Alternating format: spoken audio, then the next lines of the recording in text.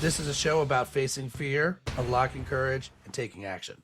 Courage isn't necessarily a daunting thing. It's going to give you more purpose. It's going to give you more drive. It feels like making a courageous decision is going to get you closer to who you aspire to be. It's knowledge plus faith plus action equals courage.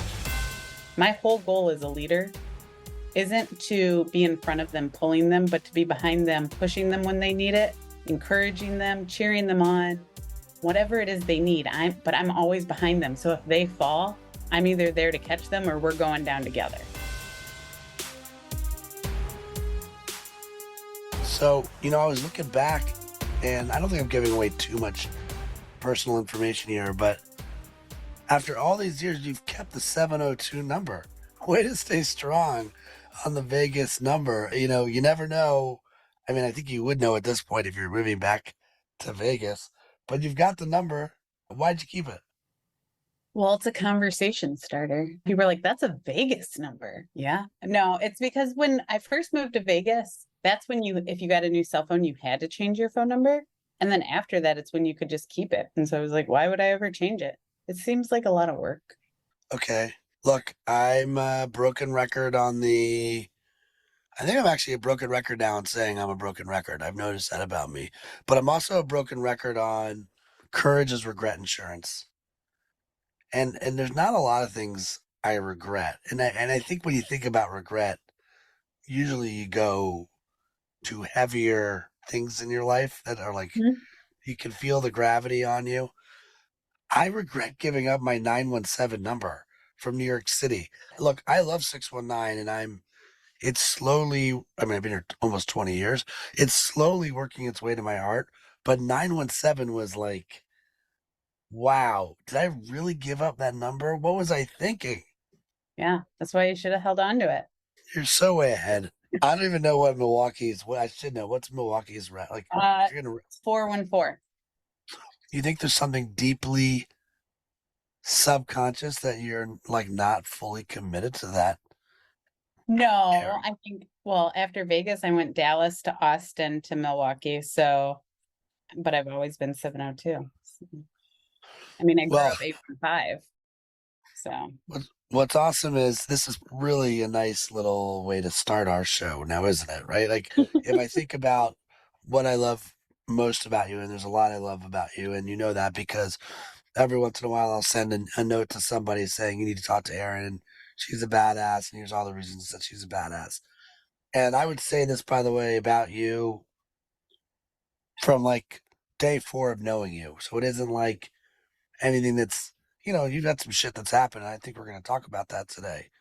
But I would not, I would have said this life before your latest or life after your latest. That's truly how I feel. And I've always loved how you look at the world as an experiment, and it's a love fest here. And by the way, I did look. The last time you were on the show, I'm not like really big or keen on bringing guests back unless, and it's not personal, right? It's like there's just a lot of cool people to talk to, and I want to bring lots of people on. But like you have had some shit happen, and I want to talk about it. And I think it's important to talk about the lessons from that. But you were on February 3rd, 2022. It's been like a year and a half. Yeah. Probably feels like 2 days and also 20 years. And maybe that's the first real question is like, do you feel like it's been a long time since you're on the show? It does feel like a long time since I was on here.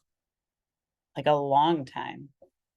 It's weird when you said 2022, because 2022, in all reality, we're talking a year and a half, right? A little over a year and a half, but it does feel like a very, very long time. So, when you last left off, you were the chief bomb officer from a technology standpoint, right? You were on the tech side for Del Taco. Mm-hmm. Today you are where? I'm at Museum of Ice Cream, which is a figure 8 company, which builds experiences, location-based entertainment, and I'm the chief marketing officer. That sounds delicious, pun fully intended, right? How could that not be a fun job? Yeah, we have unlimited play and unlimited ice cream with every admission. So it's wonderful. We truly exist to inspire and unite people through their imagination and connection with human connection.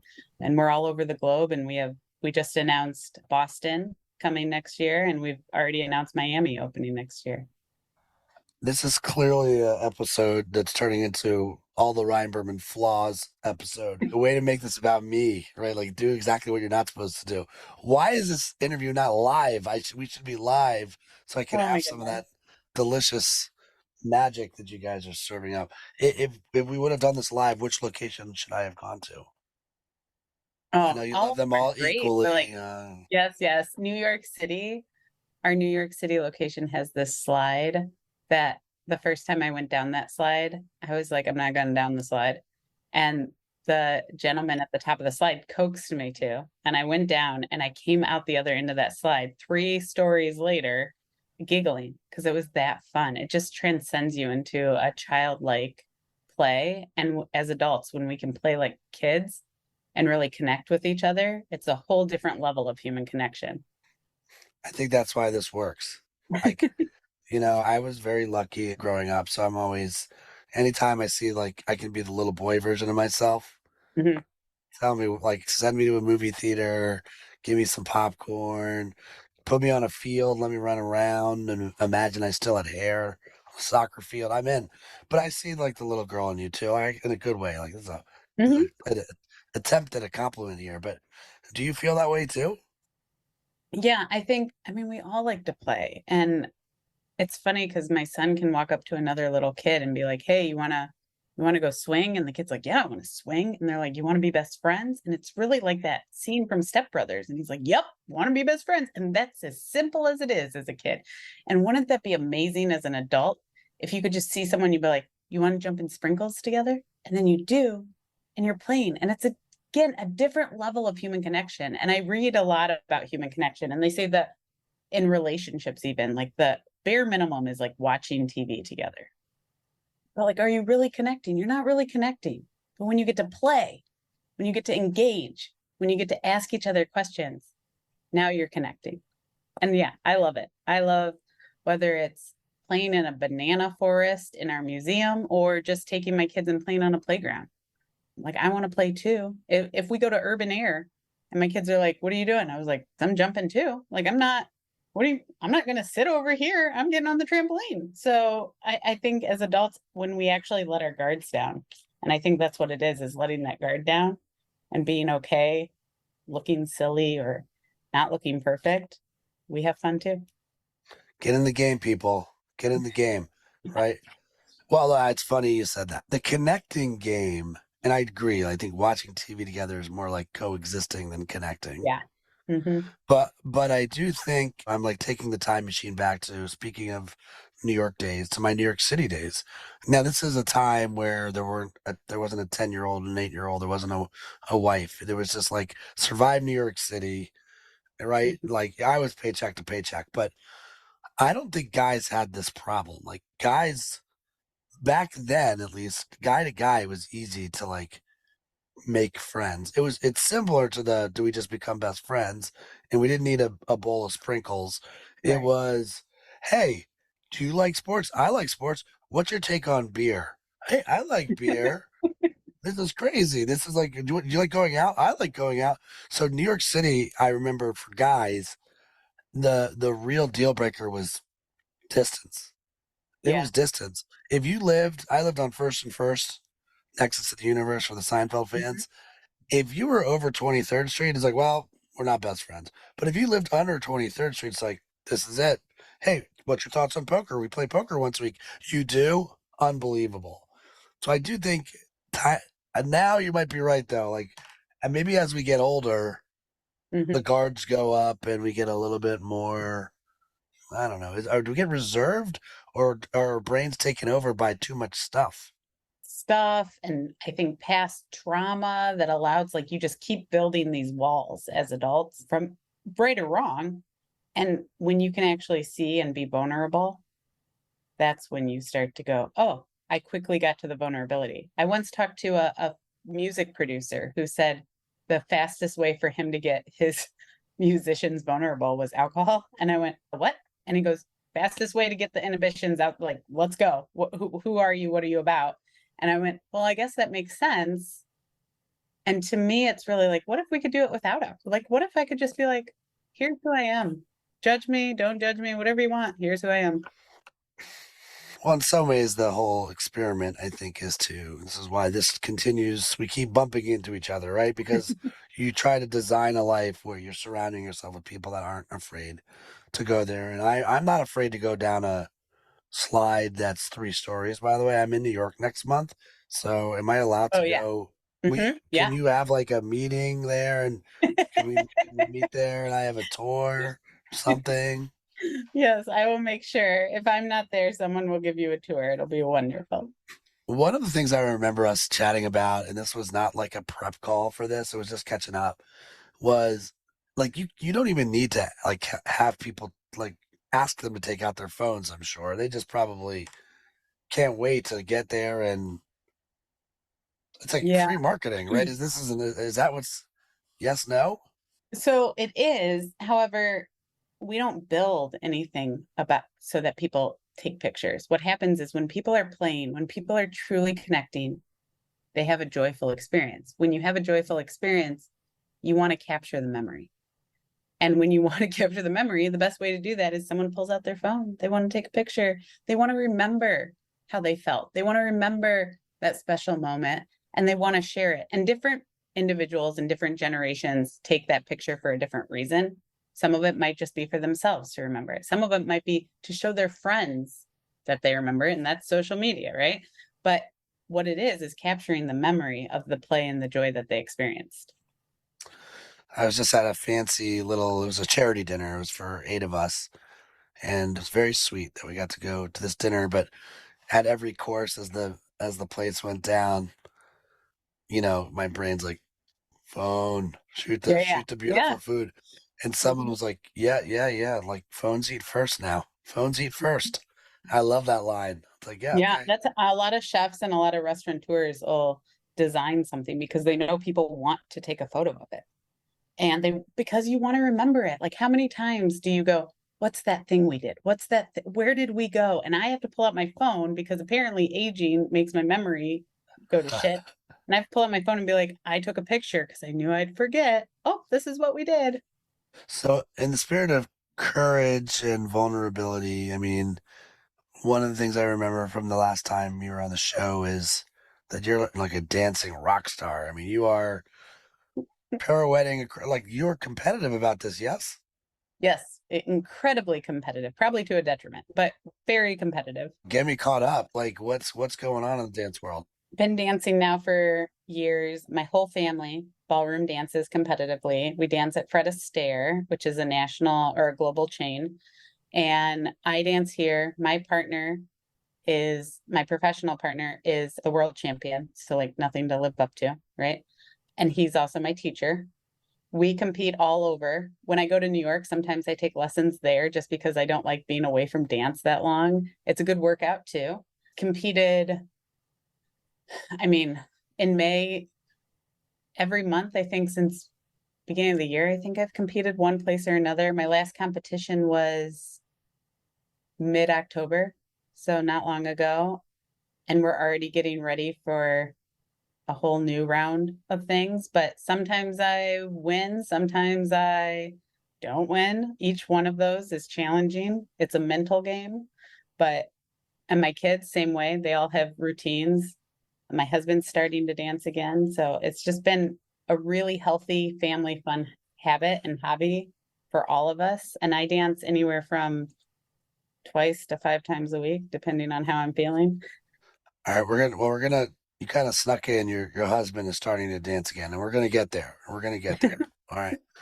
I had no idea you're just dancing with the world champion. How did Oh you my guys God. meet? And So happenstance. So my husband actually walked into Fred Astaire 3 years ago to buy me a Christmas gift to take like 4 dance lessons.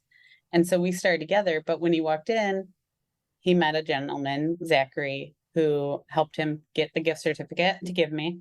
And then when we set up our lesson, it was with Zachary, and that's the world champion. And then his partner, his professional partner that he competes with in cabaret, is the other world champion, Ariel. And so she started dancing with my husband and then my son. And then I danced with Zachary, and our daughters dance with different people as well.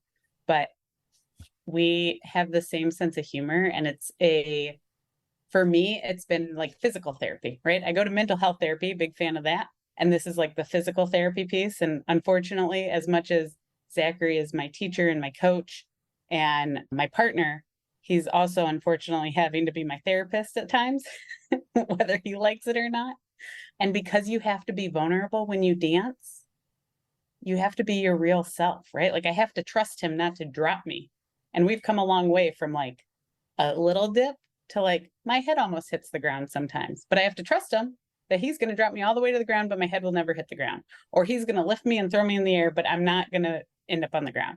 And that's trust that it takes a long time to build, but it's been unbelievable. So I spend the most time dancing with him.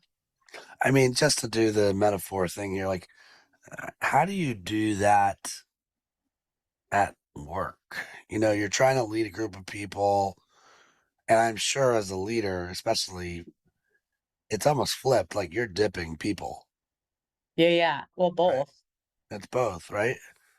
I wrote an article a while ago on the parallels of leadership and dance and ballroom dance, vulnerability, following versus leading, right? I have to trust that he's going to guide me and I'm going to go there, but I also have accountability.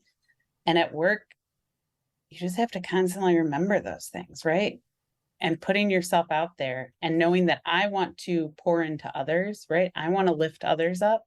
My whole goal as a leader isn't to be in front of them, pulling them, but to be behind them, pushing them when they need it, encouraging them, cheering them on, whatever it is they need. I'm always behind them. So if they fall, I'm either there to catch them or we're going down together. And I said this the other day to an employee. I said, it's not an I statement. I said, I don't want you to say I, it's a we statement. I said, you do not fail. I said, we fail. I said, I will be failing with you if you fail. And she was like, oh, and she goes, well, I was taking accountability because I didn't want anyone to have to fail with me. I said, it's not yours to decide. I said, we fail together. We will win together and we will fail together. That's what a team does. And to me, the best way you do that is continued communication, conversation, and showing your true self. Well, we will fail if we don't see each other at the ice cream museum in New York. That's a Fair point. That's a we fail. Is Zachary in Milwaukee? Zachary? Yeah. So interestingly enough, Pewaukee has a headquarters, or Fred Astaire has a headquarters in our Pewaukee location where I live. So ironically, some of the best dancers in the country are in Wisconsin. You would never think that, but these guys have studied, they have college degrees in it. They're just unbelievable. One of the most prestigious ballroom competitions is in Blackpool in England, and they've won it twice. And just watching them makes you go, oh, cool. Like it's like the Olympics, like unbelievable. Well, it's definitely a we thing. And I imagine, as you stated, you know, that you have to let go sometimes. And unless you're the one dipping somebody, then you can't let go. But that I meant more high level and control, like control Mhm. this tricky game of control. And when I think about your life and like what's happened over the last 18 months, especially at home, I don't think you were in control of most of what at least I know. And I'm assuming the audience doesn't know anything. So I'm going to just sort of get out of the way and maybe you can share a little bit about the last year or so. Sure. So October 9th of last year in 2022, my husband was going up to put our kids to bed. I was right behind him, and he had a cardiac event, lost consciousness, and fell over the banister, dropping 12 feet. When he landed, I ran down, I called 911. He was not breathing. And 911 came very quickly. And they took us to the emergency room. The neighbors all came. I yelled for the kids to run next door to the neighbors. And he coded 4 times in the emergency room. By the 4th time, they told me it was time to say goodbye. And the doctor told me to say goodbye and let him know when I was done. And I said my goodbyes. Well, I yelled at him. I mostly yelled at him. And once I was done, I looked at him, and we kept a caring bridge going forward. And I gave every doctor a fake name. And this was Dr. Sad Eyes Gray Hair, because I could never remember any of the doctors' names. And once I looked at Dr. Sad Eyes Gray Hair, he looked at the clock and then Brad is my husband, he moved his right hand. And the neurosurgeon, who was Dr. Doogie, because he definitely looked like he was 10 years old, said, this changes nothing. I need to get images. They took him to CT, and Dr. Doogie pulled me aside and said, we can do surgery. He has a traumatic brain injury.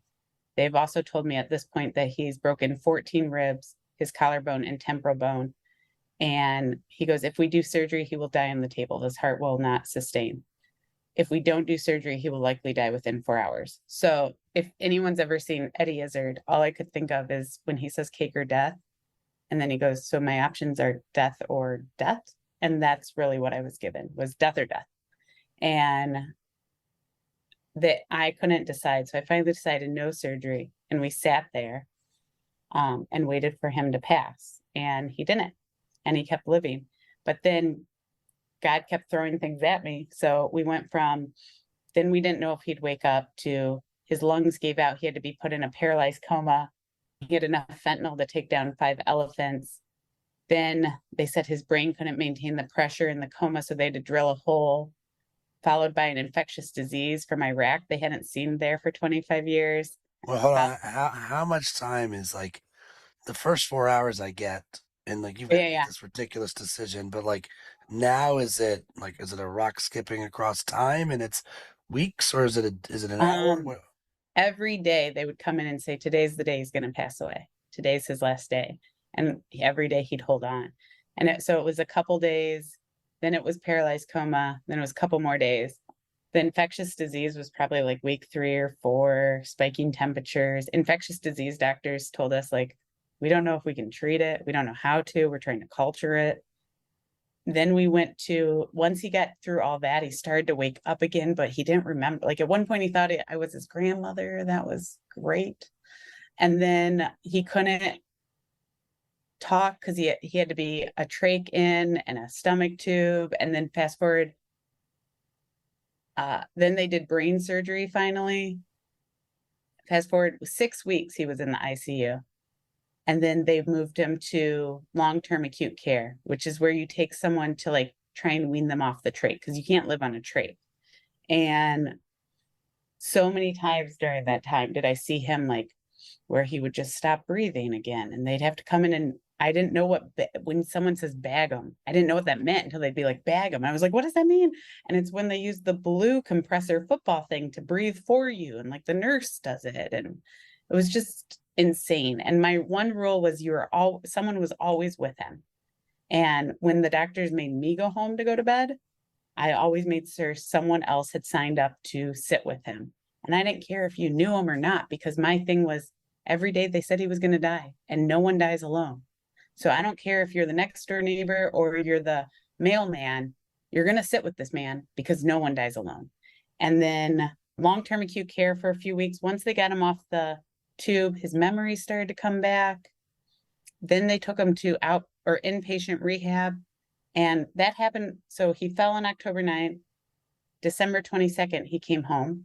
We thought he was going to be like not able to walk on a walker. He used a walker for like 2 weeks and was back walking. Now he remembers everything.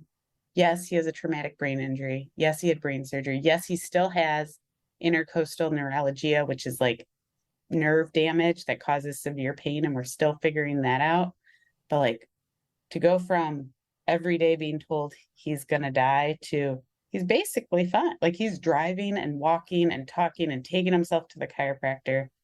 It's the neurosurgeon, who he's a doctor, right? And science said, you're a miracle. He goes, and we as doctors do not use that term lightly. You are a miracle. You are what we consider a less than 1%er. So every doctor he asks, what's the next step? And the doctors are like, we don't really know. There's literally no reason you should be alive. So we don't know. And that part is frustrating because you want the answers. But given the fact that he literally doesn't fit any textbook of why he's alive is unbelievable. And so we play every day, take one day at a time. Are you back to yelling at him now? Oh yeah, absolutely. How did you navigate your communication with the kids, and this might not be right, but do you think, like, what coping mechanisms did you create For to not myself, have, yes, like, because I mean, it sounds like absurdly fast in 1 second, life's happening, and then, oh shit, here we go. Like, do you recognize, like, what did you need for yourself to get through it? And were you communicating with everybody else? I'm curious on both. it was interesting. So for myself, my house was kind of overtaken by people, and everybody wanted to help, but no one was really talking to me. They were talking around me, right? Nobody wanted to like deal with me. So it was like swimming through a dream. Like you're just kind of like, yes, this is my house. Yes, those are my things. But nothing, like it was like, I just kept going. And people kept going, you're so strong. And I was like, stop it. No, I'm not. I drink a lot of White Claw. The only person that bought me alcohol the whole time that I was there was my therapist. She showed up with White Claw and white wine. And I was like, how'd you know? And she's like, I'm your therapist. And I'm like, oh, she's like, I know what you need right now. And I'm like, that's fair. Also, I don't think your therapist is supposed to bring you alcohol, but like fair. But I danced. There were a couple times where I literally called. Once I felt okay leaving the hospital, I would call the studio and I would say, I want to dance. And they'd go, okay. And they literally would move everybody around so that someone could dance with me. And because they knew if I called during this and said I needed to dance, it meant I needed to do something that wasn't sitting in a hospital for a minute.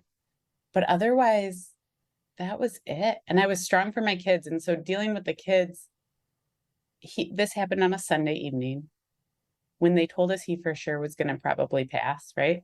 By Wednesday, I had the pastor there. That's the first day I had gone home. No, I hadn't gone home. So my cousin had brought me clothes. So I looked like she didn't know what to bring me though. So she brought me like capri pants that didn't really fit. And she thought it was my sweater, but it was actually my daughter's hot pink sweater. So I looked really great. And the pastor came and we all sat in a room and he talked with the kids and myself. And each kid handled it differently. So my oldest became like the mom of everything. She like became very like, okay, this is fine. We can handle this. The middle one became very angry and she's always very happy. And then the youngest one, he just would hold my hand near the stairs, right? If dad could fall down the stairs, so could mom. So let's protect her. And each one of them was strong in their own way. And so we took them in to see him. And my youngest was just like, I'm good. I don't need to be in here. My middle one wouldn't come in. And the oldest one actually spent many days in the hospital holding his hand. And I would talk to them about what they wanted to talk about, but I didn't share more than they needed to know. All they needed to know is that dad was working hard to get better. And my son will still tell you, he's 8 now. He'll say, you know, the first person in our life is God, because I prayed to him a lot for dad. And I was like, you did? And he's like, yeah, all the time. My hands would get sore from holding them together. And I was like, fair point. Yeah. And then he goes, but then outside of loving God for saving dad, then I love mom and dad. And I was like, does one go before the other? He's like, I think you're tied. All right, fair. But they both, all of them went to therapy. I went to therapy. And it's just, you just did what you had to do to get through, right? Just kept What were plowing forward. the ages? So you said it was 6 at the time. What were the other ages? So they are 13, 12, and 8 now. So they would have been, it's only been a year. So 12, Okay. 11, and 7. Yeah. In my family, my wife's the chief executive officer. I'm the chief fun officer. And when she does weekends, then Fun Uncle Ryan shows up. And my kids are very happy about that as they coexist Yeah. watching television, right? Oh, Fun Uncle Ryan's coming. So one, I'm curious what your two roles are. Who plays what role? And Mm-hmm. then in that moment, does your role shift or does your role stay the same? So my husband's a stay-at-home dad and has been for quite some time since we moved out of Vegas. And I always worked. So there are certain things that I just didn't know. Like, I didn't know how to tell the school they weren't there. Like, I was like, who do I call? And so luckily we had friends that were like, just tell me and I'll tell the school. And like the first time I had to pick up my middle daughter from school, because I was like, how do I do this? Like, I went into the office and they were like, who are you picking up? And I said my daughter's name, and all the office ladies stopped and stared at me. And I was like, what? And they're like, oh, Miss Levzow. And like there was just this outpouring. And I was like, it's fine. I just need to pick up my daughter. And like, I was like, I just don't know how to do this. But there were a lot of things like that people jumped in and helped out. But what's interesting is people assumed because I was the female that I knew how to do all these things. But I'm actually the one that works full time and he stays at home. So I had to learn that part of it, which was good. It was a good learning. And then from a work standpoint, it just kind of paused. Everything paused. I'm assuming everyone was cool, obviously, about that. Yeah. Everybody was amazing. And there was a meal train started, and actually a woman who is a good friend of mine in the industry contacted my cousin to start a GoFundMe. And like before I knew it, all this stuff was going on again around me. I wasn't necessarily, the one thing I did take over was my cousin started Caring Bridge to keep people up to date, which is like the blog for people going through something like this. And I took that over because it almost ended up being like therapy. By the end of it, there was 42,000 people reading it. And partly because everybody had a fake name, right? Like it was a story that people could follow along with, and they wanted to know. Every day was different, right? What was happening? What did the kids say? And at one point I told people to stop sending me thoughts and prayers and just send me funny memes, and the more inappropriate the better. And then I'd put those on the Caring Bridge, right? Like, I only want jokes, so you can send me a joke, but if I don't want to hear that your thoughts are with me, and do not show, because everybody's day one was whenever they showed up at the hospital. So I'd been there for, let's say, 2 weeks. Someone came for the first time and they burst into tears, and then they look at me and they're going, why isn't she crying? I already cried. I've cried a lot. It's 2 weeks in, right? I don't have tears. But to them, the moment they'd look at me, they'd burst into tears. And I'm like, it's cool. We're good. And so I ended up consoling others. I think to your point, that's like, I think you called it, you're like swimming through your own dream, right? It's Yeah. like we're tricky creatures, and we're simple creatures, right? We're simple in that we do want to help and we love. That's part of it. And we're tricky creatures because we're like, if what's in front of me is I want to help that person, but I don't know how to come directly at you and help you. And so I'm like, but I can use my superpower. I am a great organizer. Yeah. I'm just going to do that over here and organize this ridiculously amazing GoFundMe. I'll tell her later. I don't want to have. So there is this whole topic is there's fear everywhere, right? And yet what I still find fascinating, and I'm curious to hear on your side, like most people never live an adventure. Like they never go dance. Yeah. And I guess I should ask this question first. If I was interviewing your husband right now, what would he tell the listener? He would tell you that I'm Superwoman and that he wasn't awake through a lot of it. So that it's hard because I realized recently that we lived two different journeys through this, right? So he was literally unconscious for most of the trauma that the rest of us experienced. And while he now he's the one in pain, we lived two different paths during it. And that's really hard because when the anniversary of it hit, he was like, all the neighbors, everybody was like, we should celebrate. We should do something. He's like, it's not a big deal. I was like, to you, like, you weren't here, technically. It was traumatic. Like, even seeing like time hops show up on my phone of like, this is what happened to you last year. I'm like there's a moment where it's like a flashback, or the first time I heard a siren after it happened and I was like in the corner and I was like, what just happened? And it was PTSD and I didn't know what that was. He didn't experience it. So we had two very different experiences, but he would tell you that he he didn't realize how many people cared until he woke up from that and realized how many people cared. Obviously, I guess I should have even asked. I didn't even ask. And your personality is so like, yeah, I'll come on the show, and Mhm. I know we root for each other, which is awesome. But like, is has it been hard to talk about it, or is it therapeutic? All the above, or just is it just is? Bold. I don't know. I don't know the right answer. It's good and it's therapy and there's gaps, and I realized there's some gaps in my memory of like what happened when it all went down. And so people have filled it in for me, but it has helped. We did a fundraiser for the American Heart Association, which I chair here in Wisconsin, and I got to tell the story. And that was the first time I had really told the story out loud to an audience, and I couldn't not cry. And I couldn't understand why my body was crying. Like I didn't expect to cry. I didn't expect these emotions to surface, but they did.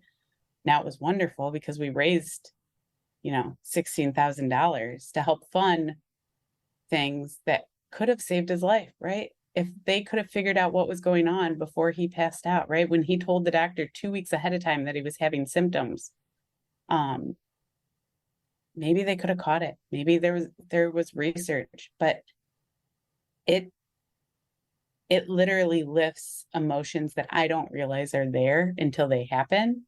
But I think, according to my therapist, once we open the Pandora's box of healing and getting out of survival mode, the only place to go is through it. And that is the hardest part to accept. But also knowing that I'm in it means I have to be able to come out the other side of it. I'm very curious what you called the doctor. Did that doctor get a nickname? The one that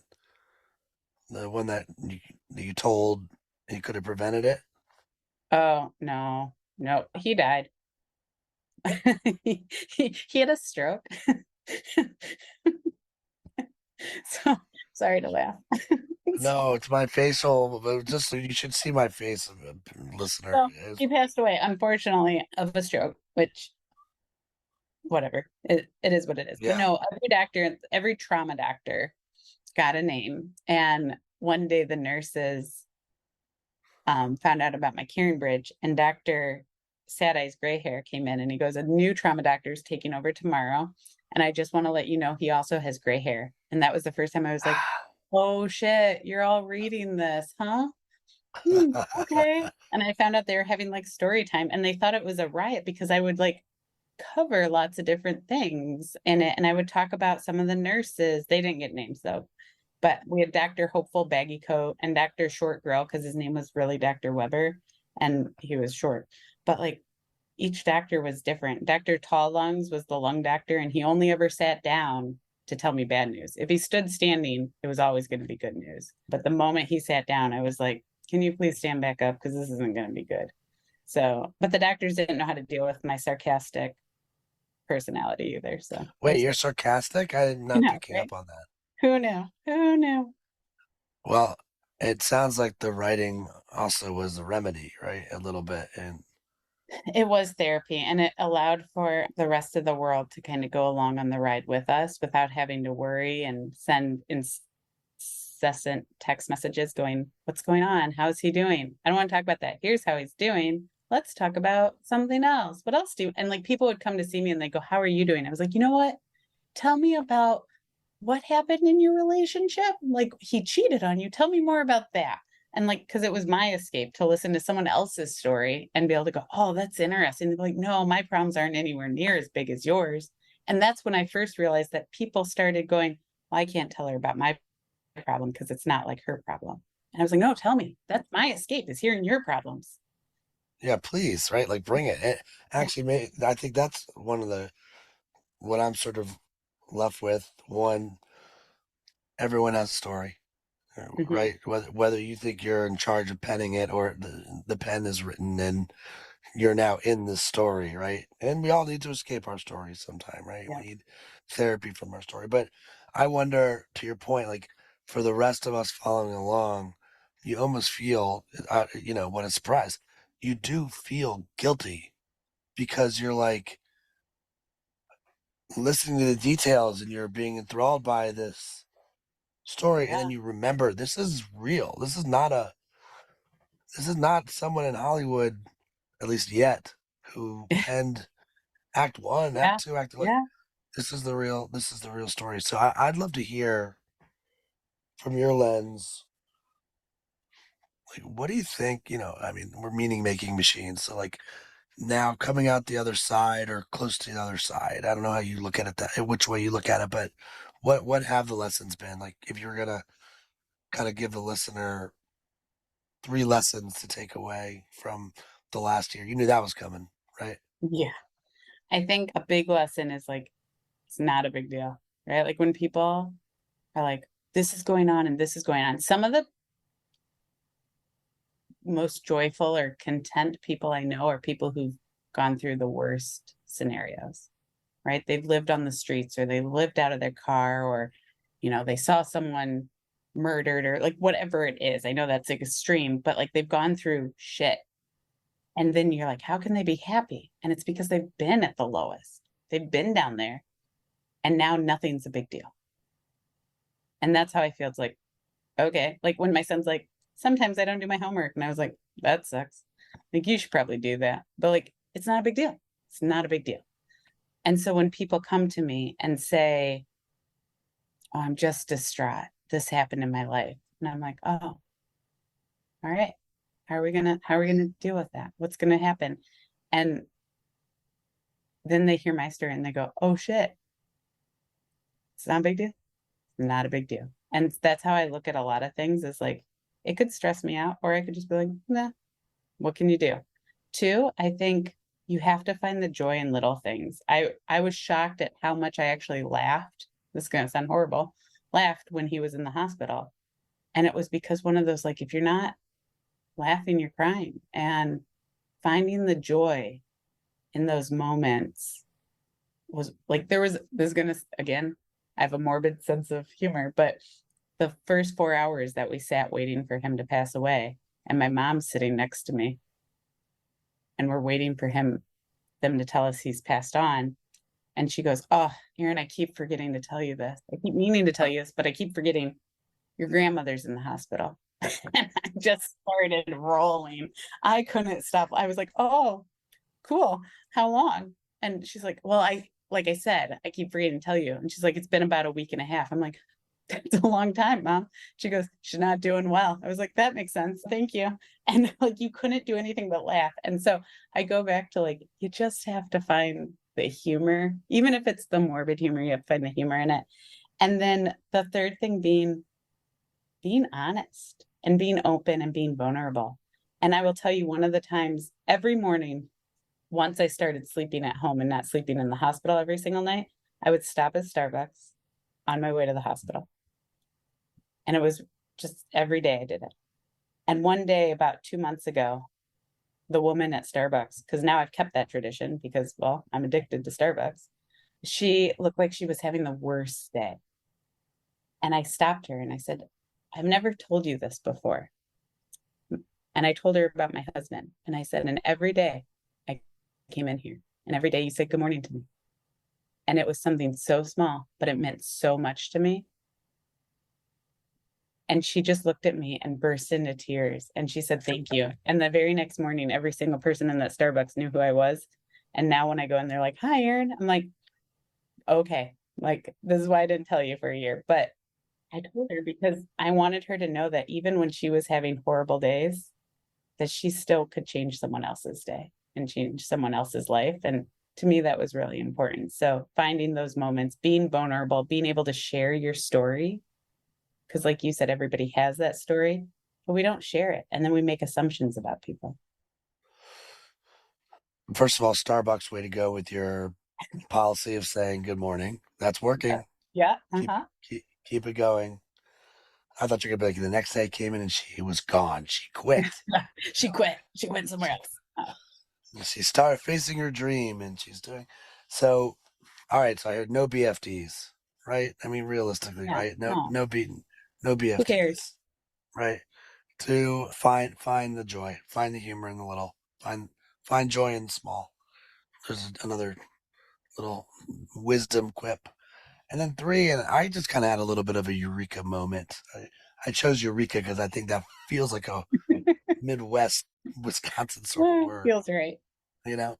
But I've always, we all have our, like we said, we all have our stories. I've got mine too, and I definitely like head nods on when you've been in the shit or your bar is really low, and you overcome that bar.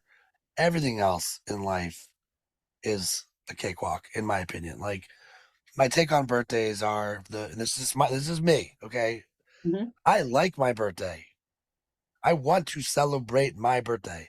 And Mhm. it's like, oh, I'm 47. I think we unconsciously we look at what the year is. We had some idea of what we thought we'd be at that age. And if we meet or exceed it, it is a happy birthday.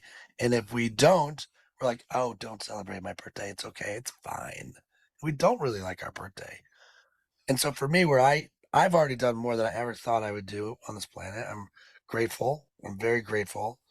It's like house check, kids, wife check, warm weather doesn't suck. Get to talk to cool people like you. But I said, like, when I leap to my new life, like, I get paid to tell the truth. Like, I don't waste any time on bullshit. Like, it's honest, it's real. This was the eureka moment. The word vulnerable gets tossed around a lot, and it gets tossed around a lot in my world. For Kuro, Mhm. gotta be courageous, you have to be vulnerable. It's like, what the hell happened to us? Like, vulnerable is just code for real. Being yourself, being real. Like, Yeah, being it's authentic. like, it's the softest way to hold your hand and be like, now we're gonna be vulnerable. But really, it's just, in my opinion, it's like, just keep it real. And who has time to waste? If someone's gonna judge you because you tried to keep it real and then they're a jerk, chop them. I'm Yeah. sorry. I don't know what else to say.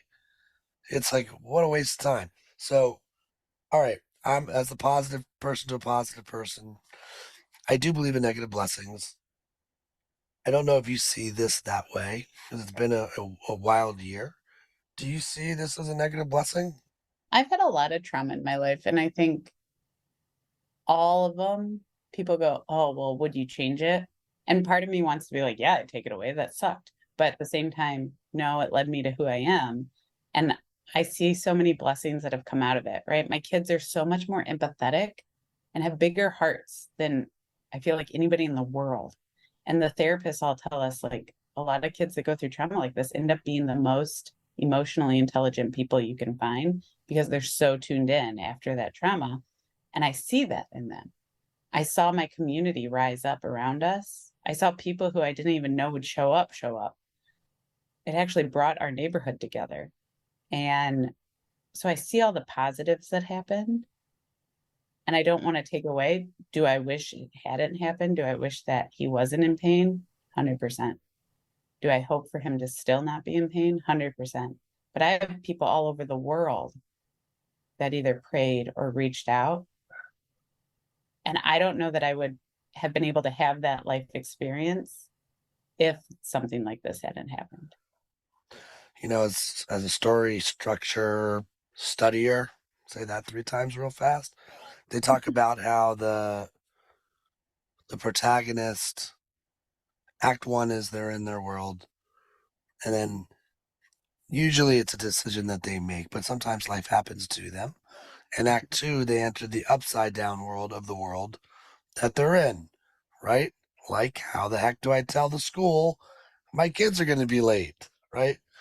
And then act 3, which is the shortest act, of course, is it's what you've learned coming out of act 2. And sometimes you're back in the location of act 1, but you're different. You've grown. So I'm curious, this version of you now that's had to wear the multiple hats, right? You had to be chief executive officer, but also, I don't know what title you would give yourself for chief home officer. I don't know. Yeah, yeah. So what, like this blended version now? Like what does life look like for you now? Are you back? Is it like, okay, good, he's back. You could take that. I think we're still in it. As horrible as that sounds, like it's just a different version of it, right? It's we're not back at the beginning, right? And I don't know if we'll ever be back at the beginning, good or bad.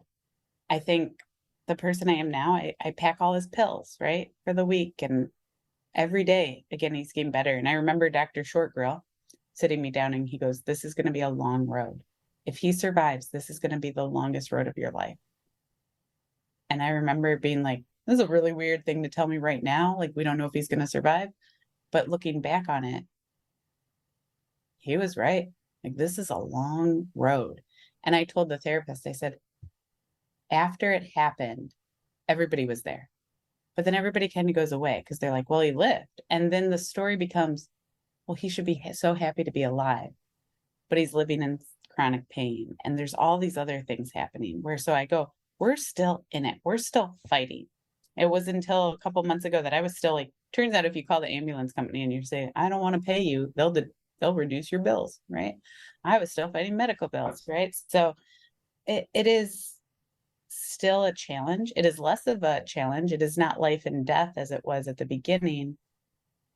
And do I know where the story ends? No, but I do know how I'm going to continue to navigate the story. And it's with those things I learned.